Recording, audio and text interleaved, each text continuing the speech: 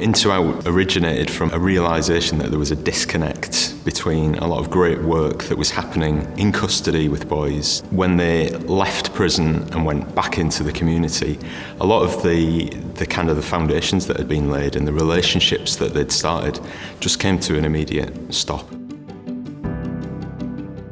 In2Out is a charity that mentors young boys, predominantly 15 to 18-year-olds who find themselves in custody. We realised that the focus needed to be on mentoring the boys, so developing the relationship in custody, introducing them to somebody that would be able to work with them once they return to the community. My role is predominantly working with really what I'd refer to as quite heavily traumatised young men and have ended up in custody. And we work with lads that have, I guess, got to the end of their kind of tether really and want to bring about change in their life. And my role is coming in and meeting them where they're at. And so what we get to offer is a kind of a wraparound service that can in no way try and replicate what other services are doing, but try and complement them. We work with the lads that recognise that they want life to look different to how it looked before coming into custody. They realise that they need their help in order to do that. So I'm Alice Williams and I'm the resettlement manager at In2Out. I oversee all the young people that we work with. I will link them up with a mentor that can support them in custody and then in the community. We have a network of mentors who are based across the north of England, and those mentors come into the prison and meet the boys that are returning to their areas, get to know them, get to build a relationship with them.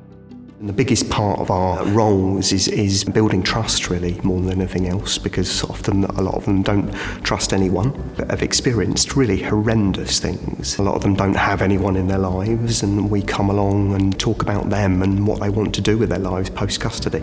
So when a young person's coming up for their release, some of the challenges are what's their accommodation they're going back to, the areas that they're going back to.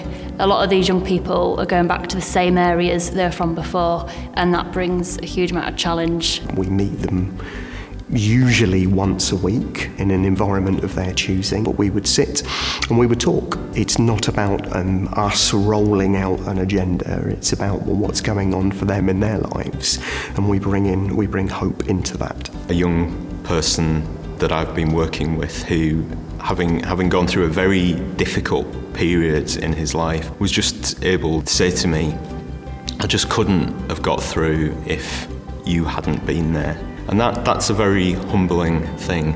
I think for these young people who don't have much stability in their life, we can be that consistent figure. I think that's really important, being able to journey with them through that process.